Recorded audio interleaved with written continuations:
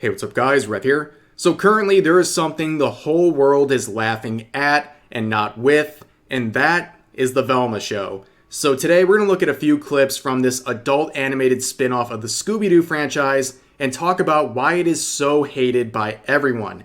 So I want to make this clear from the jump. I don't have a problem with shows using existing IPs, whether it's using characters from that universe or using the universe itself.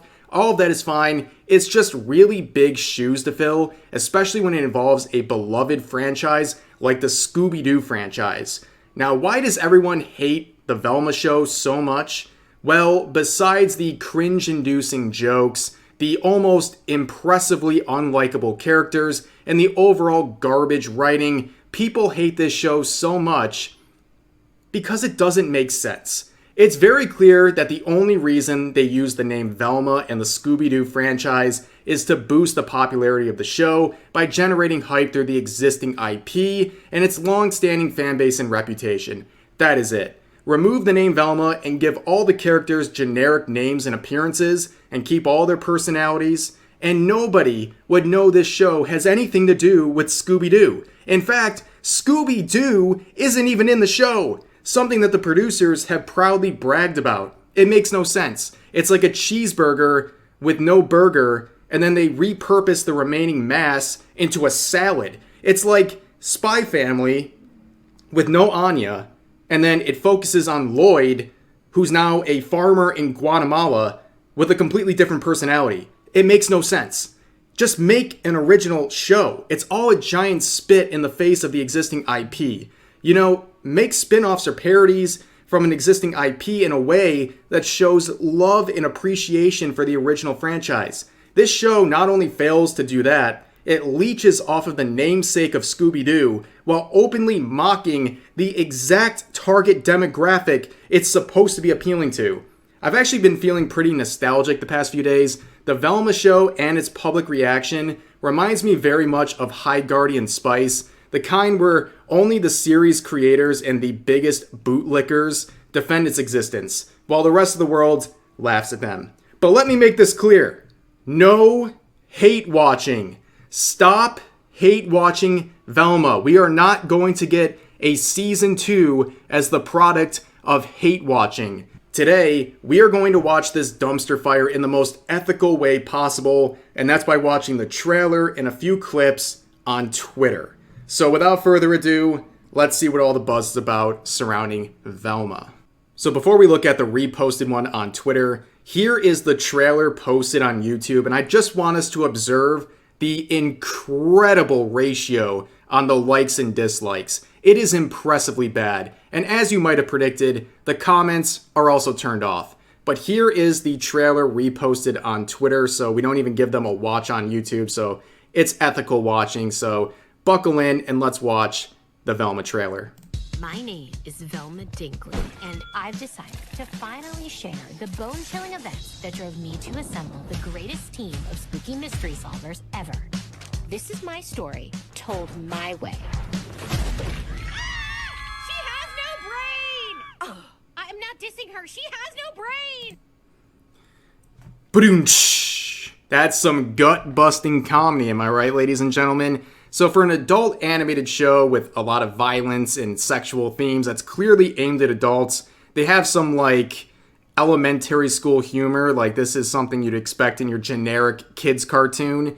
But I want to point something out. This has been something people have been talking about on Twitter already. I don't want to hear anyone say anime is weird when in the last frame there was multiple naked minors only covered up by soap bubbles, and then in front of them was a decapitated head, which that decapitated head was probably more capable of writing a script than the people who made Velma, but nonetheless, I don't want to hear anything about anime being weird anymore when this is just really a generic scene from an adult cartoon. These things are existing in every other adult cartoon, but nobody says anything. But now since Velma's popular, everyone's complaining about it.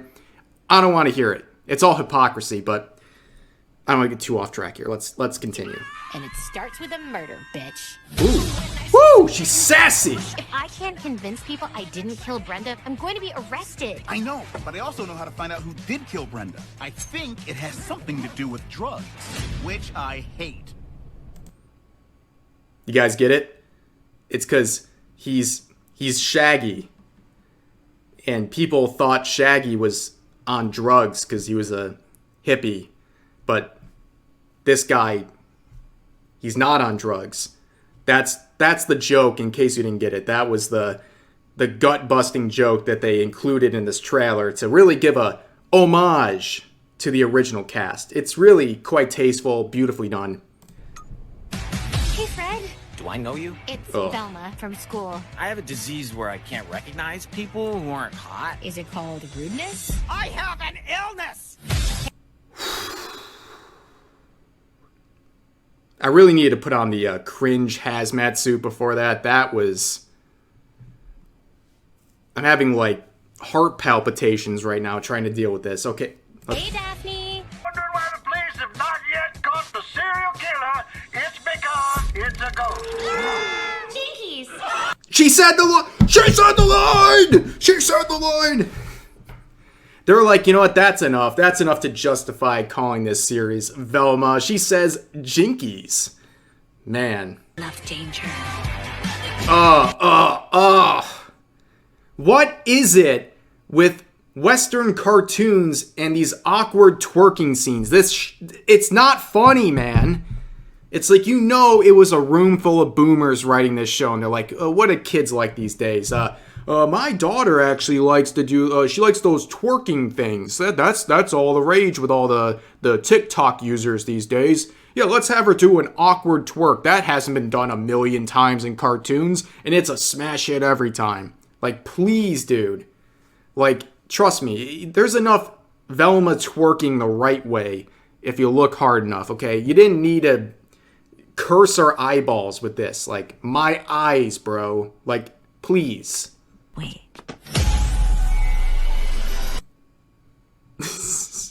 Oh, kawaii. I don't know. There's still, oh my god, there's still 40 seconds left on this trailer, dude. God, by the way, as a long time Always Sunny fan, this is Dennis Reynolds. This is the actor. This is such a downgrade, dude. I mean, granted, he plays a great sociopath, really psychopath in Always Sunny, and this character is supposed to be like that, but man, I am so sorry he got dragged into this. It's really a shame. Oh! Why? Like, I'm not like some pearl-clutching weirdo who's like, violence. But like, every time I see violence in this trailer, it's just totally unnecessary. And like, I don't know.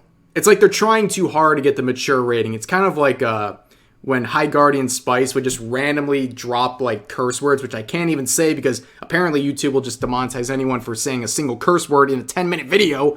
But nonetheless. Assume they're high. You know what 420 is, right? Yeah. It's code for adults who still watch cartoon. It's so over. It's so over. They're literally making fun of their own audience, man.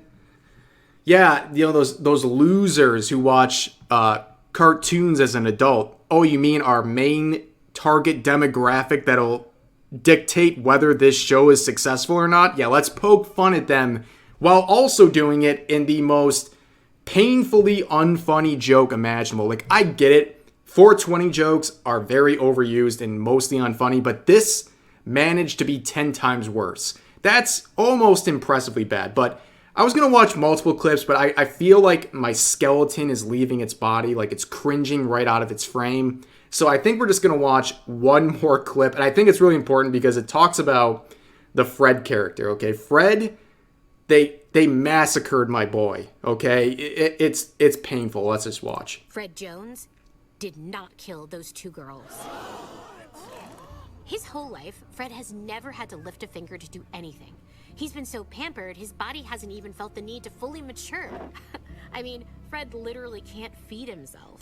So, like, this whole Fred character, he's like the manifestation of everything, like, Twitter users hate. He's like this spoiled, rich white guy who's very like entitled. They even make like the small penis jokes at him like they do with every guy on Twitter who they're trying to make fun of.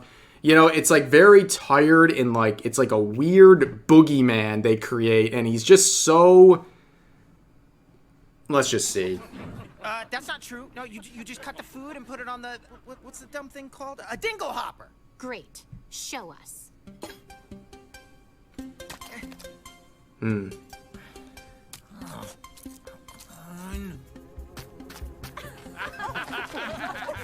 Guys, are you getting the impression? Oh my... Are you getting the impression he's stupid and spoiled? Are you getting it yet? But nonetheless, guys, that is Velma. That's as far as I can go. I don't feel like participating in this show at all. Obviously, it's really bad. Like, I don't see anyone defending Velma at all. Now, the thing is, like I said, everyone's mad because it takes the existing IP and disrespects it by making something that doesn't even need to use it in the first place, but also spits in the face of the fans of that franchise and the IP they're using. There are plenty of Scooby-Doo parodies, even if they're just random episodes or cameos in other cartoons, that do a good job and show an appreciation for this legendary franchise. Honestly, you can have a series like Mike Tyson Mysteries that is an open parody of Scooby-Doo, making fun of a lot of the tropes contained in that series, but it does it in a way that seems like it's made with love. This is an abomination, and it must be stopped. But anyways, that's going to do it for this video. I hope you enjoyed this trip as we took a look at Velma. Let me know your thoughts in the comment section down below. Please don't hold back, and I'll see you guys next time.